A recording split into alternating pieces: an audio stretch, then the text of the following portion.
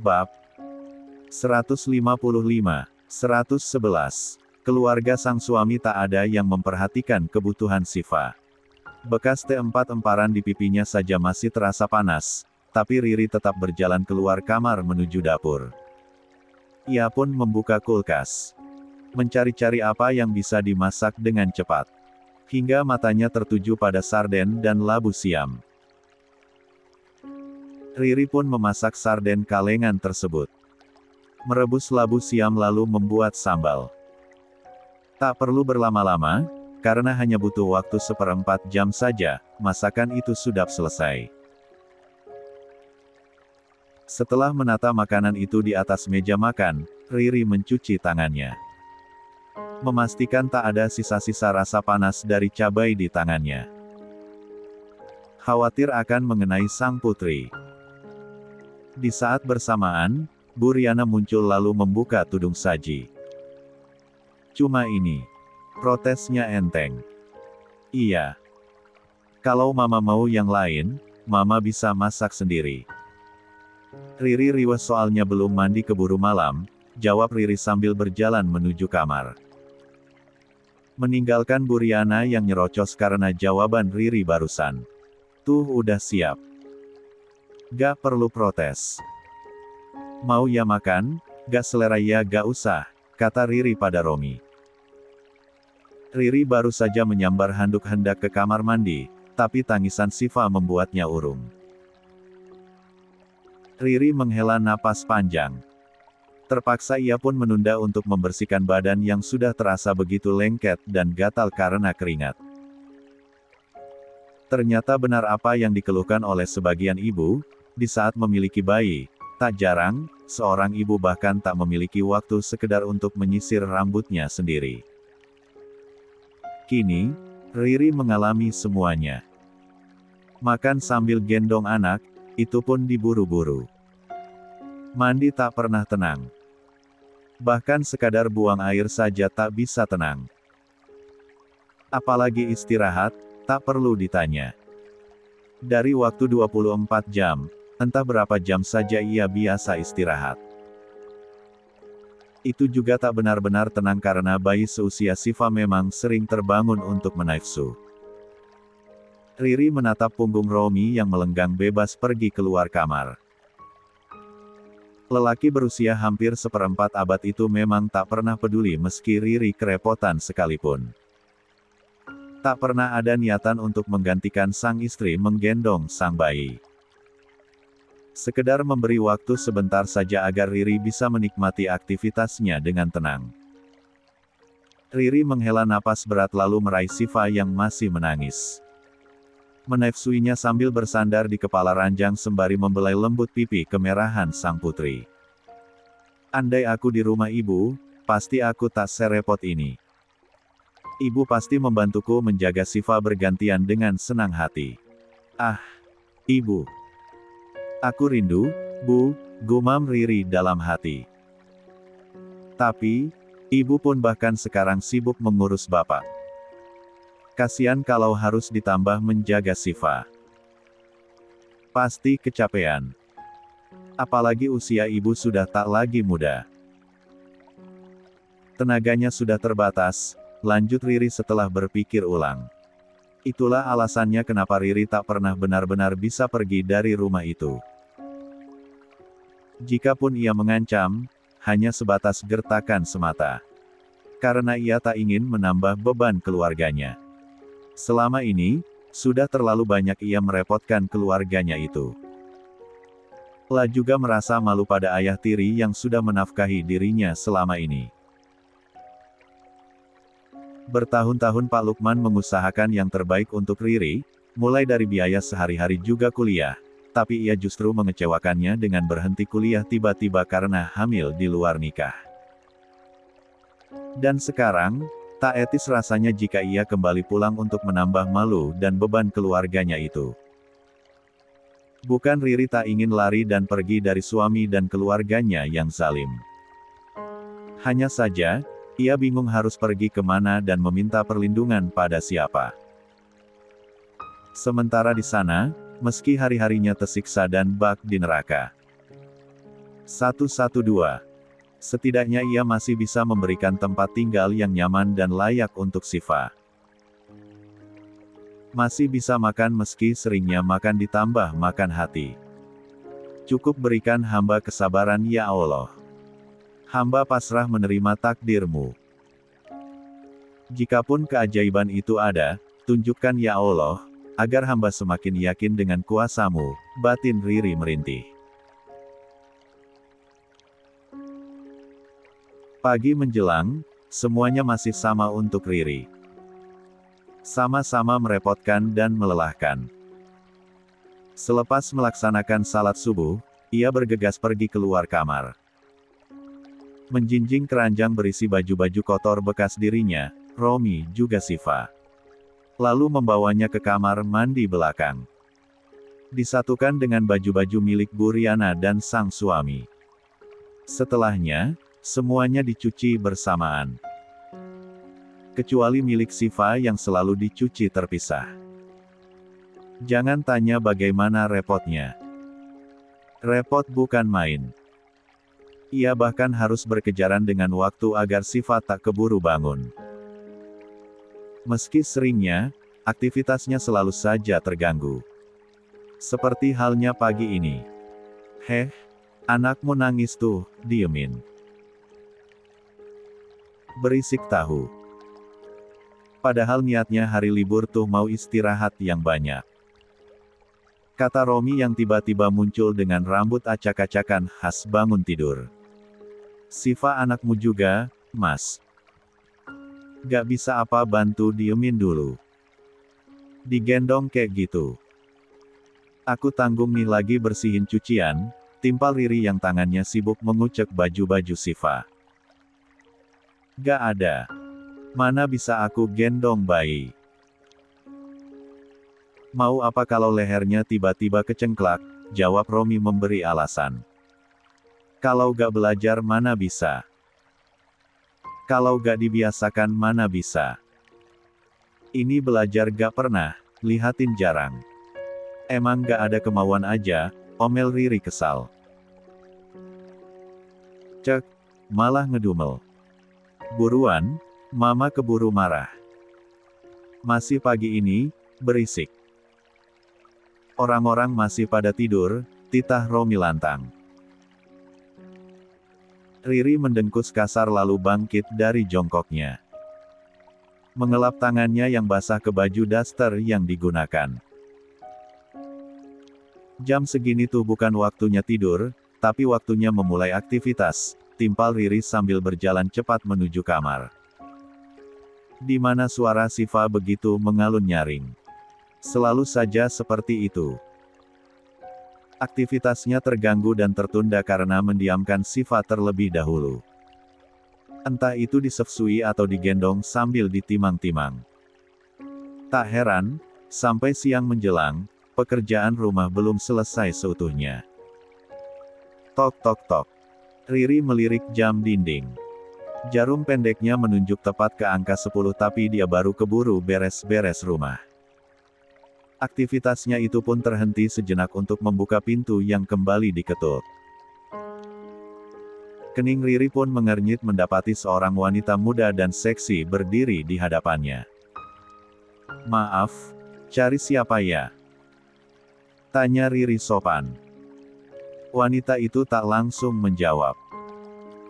Matanya menatap Riri dari atas sampai bawah. Meneliti wanita di depannya yang menggunakan daster kusut, rambut diikat tak rapi, dan kemoceng di tangannya. Belum lagi wajah yang kusam dan kehitaman di sekitar area mata. 113. Kamu pembantu di rumah ini, iya. Wanita yang menggunakan rok selutut dengan atasan baju lengan pendek yang ketat di badan itu malah balik bertanya. Saya mau cari Romi. Ada. Kalau ada, tolong panggilkan dong.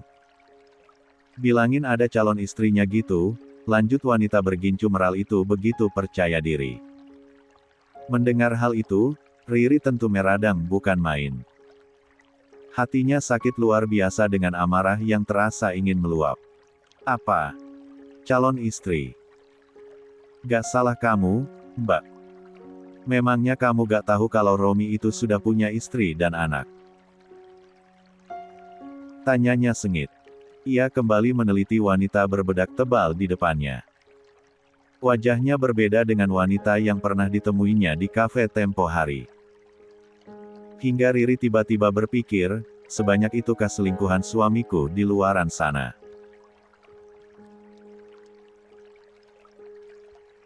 Di tempat berbeda, Ayu yang sudah menyaksikan banyak kezaliman dari kamera yang disimpan Ricky di rumah Riri, merasa geram bukan main. Ia bahkan berkali-kali menangis saking tak tega dengan kondisi saudara tirinya yang begitu diperlukan dengan kejam di rumah lelaki yang seharusnya menjadi pelindungnya. Mas, aku gak bisa menunda lagi. Kasihan Riri. Ayo kita ke sana sekarang. Jangan ditunda lagi, pinta Ayu memohon. Matanya sudah dipenuhi kaca-kaca yang tumpah ruah sejak kemarin. Wanita yang masih berdiri di teras itu menatap Riri sinis. Ia merasa kata-kata Riri yang dianggapnya hanya seorang babu itu terlalu sombong dan tak tahu diri. Kamu ini ya, baru jadi babu aja songong amat. Sampai-sampai mau ikut campur urusan majikan. Gak tahu diri banget. Wanita itu bergidik seolah jijik pada Riri. Apa kamu bilang? Aku babu. Aku ini istrinya Mas Romi, bukan babu. Buka mata sama telingamu lebar-lebar. Timpal Riri sengit. Mendengar hal itu, wanita yang ada di hadapan Riri itu bukannya takut malah tertawa sembari menutup mulutnya sendiri. Kamu istrinya Mas Romi. Gak salah. Tanyanya seolah ragu dengan jawaban Riri. Matanya kembali meneliti setiap jengkal badan Riri. Pantas saja Mas Romi berpaling, ternyata istrinya bentukannya kayak gini. Dekil, kumal, acak-acakan gak keurus. Cek. Wanita itu geleng-geleng kepala sembari menatap Riri dengan tatapan merendahkan. Apa kamu bilang? Beraninya kamu menghinaku wanita mefrahan. Pengnolda laki orang. Dasar pelakor gak tahu diri. Riri meradang. Dia marah besar direndahkan seperti itu oleh wanita yang menjadi selingkuhan suaminya itu. Saking kesalnya, Riri bahkan langsung melangkah dan menempat mbak rambut lurus wanita di hadapannya. Au, sakit. Lepas. Wanita itu meronta tapi tenaga Riri yang bercampur amarah terlanjur menyala hingga Riri tak memberi celah pada wanita itu untuk melepaskan diri dari cengkraman tangannya. Romi. Tolong. Wanita itu mulai berteriak. Ia tak tahan lagi dengan jambakan Riri yang semakin keras hingga rambut dirinya terasa bak dicabut dari akarnya. Ada apa ini? Kenapa ribut-ribut? Romi datang tergopoh-gopoh dari arah kamarnya. Disusul Bu Riana yang juga mendengar keributan tersebut. Mata Romi pun langsung melebar melihat pemandangan di hadapannya. Di mana Riri masih mengamuk pada wanita yang mengaku calon istri Romi. Astaga Mia. Pekik Romi seraya mendekat. Lepaskan, Ri. Lepaskan Mia. Lanjut Romi sambil meraih tangan Riri yang semula bertengger di kepala Mia lalu menghempaskan kasar. Kamu ini apa-apaan sih? Pakai acara jambak-jambakan segala. Malu-maluin, sentak Romi. Ia lalu berbalik dan menatap Mia Iba. Kamu gak apa-apa? Tanyanya sambil meneliti wajah wanita itu. Page 2. Sakit, Mas. Mia merengek manja.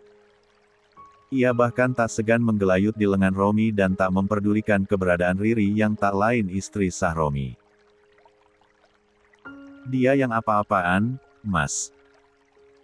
Datang-datang langsung ngaku calon istri kamu. Pakai menghina aku babu lagi. Dan ini, apa-apaan ini? Dia yang tak tahu malu. Pakai pegang-pegang tangan suami orang, sengit Riri dengan dada naik turun.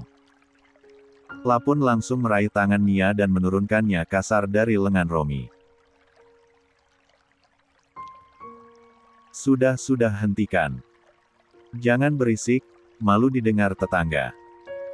Bu Riana yang semula hanya melongo karena tak mengerti apa-apa, akhirnya melerai. Ayo masuk semuanya. Jangan ada yang di luar. Mau apa jadi tontonan tetangga? Entar diam-diam ada yang ngerekam terus viral deh, lanjut Bu Riana mengingatkan. Ayo masuk. Ajak Romi pada Mia yang masih memegangi kepalanya. Kamu juga, lanjutnya pada Riri. Kedua wanita yang hampir seumuran itu sempat saling melempar lirikan sinis satu sama lain. Lalu mereka berjalan kasar menuju dalam rumah. Mas, aku boleh duduk, ya? Pegal nih. Mana kepalaku pusing. Lagi-lagi Mia langsung berlagak manja. Duduklah. Lagian kamu ngapain sih pakai datang ke sini segala? Timpal Romi kesal. Berkali-kali ia mengusap wajahnya kasar seolah sedang bingung. Aku kan sudah bilang, aku mau tuntut tanggung jawab kamu. Salah sendiri dari pagi aku teleponin tapi gak diangkat-angkat. Jadinya aku langsung ke sini. Takut kamu tiba-tiba kabur, beber Mia. Tunggu. Tanggung jawab apa maksudnya? Apa yang sudah kamu lakukan sama wanita mefrahan ini, Mas? Sela Riri begitu penasaran. Romi, katakan sama Mama. Ada apa ini sebenarnya? Apa yang terjadi? Jangan bikin Mama bingung kayak gini. Kini giliran Bu Riana yang meminta penjelasan. Karena ia pun sama penasarannya dengan Riri. Lagi-lagi Romi mengucek wajahnya yang terlihat nampak salah tingkah tersebut. Mia hamil, Ma. Aku Romi. Bukan hanya Bu Riana yang kaget dengan pengakuan Romi, tapi juga Riri. Tubuhnya sampai terhuyung ke belakang saking shock dengan kenyataan pahit tersebut. Kabar itu bak petir yang menyambar di siang bolong. Astaga, Romi. Hamil. Bu Riana nampak kesal. Anak baru satu aja gak keurus apalagi dua, lanjutnya tak habis pikir dengan kelakuan sang putra. Mau gimana lagi? Sudah terlanjur. Balas Romi enteng tanpa beban. Terus kamu maunya gimana? Apa yang akan kamu lakukan? Tanya Bu Riana lagi. Ya aku harus nikahin Mia, Ma, harus gimana lagi? Lagi-lagi sahutan Romi bak daun terbang, begitu ringan. Ya ampun, Romi. Istri satu aja gak keurus apalagi dua. Kamu ini gimana sih?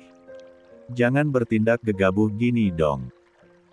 Cari solusi yang lain, timpal Bu Riana seolah tak setuju. Jangan khawatir, Ma. Mia ini wanita karir. Dia bisa cari duit sendiri.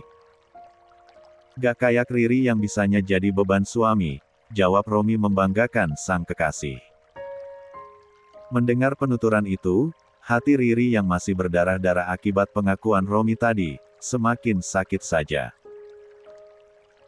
Sehancur-hancurnya rumah tangganya selama ini, Riri tak pernah berpikir akan sampai mengalami kejadian hal. Page 3.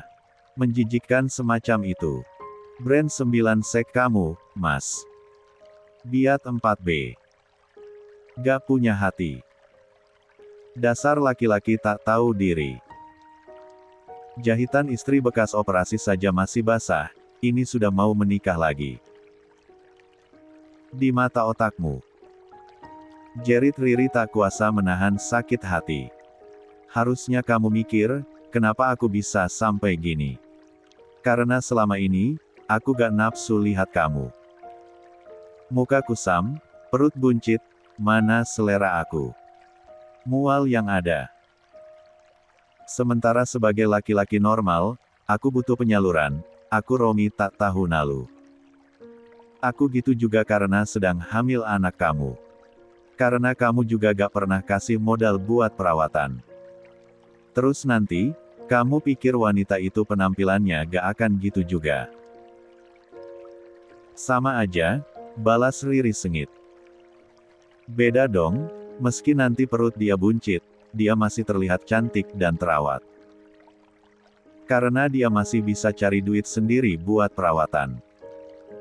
Gak kayak kamu, balas Romi yang lagi-lagi membanggakan kekasih barunya itu.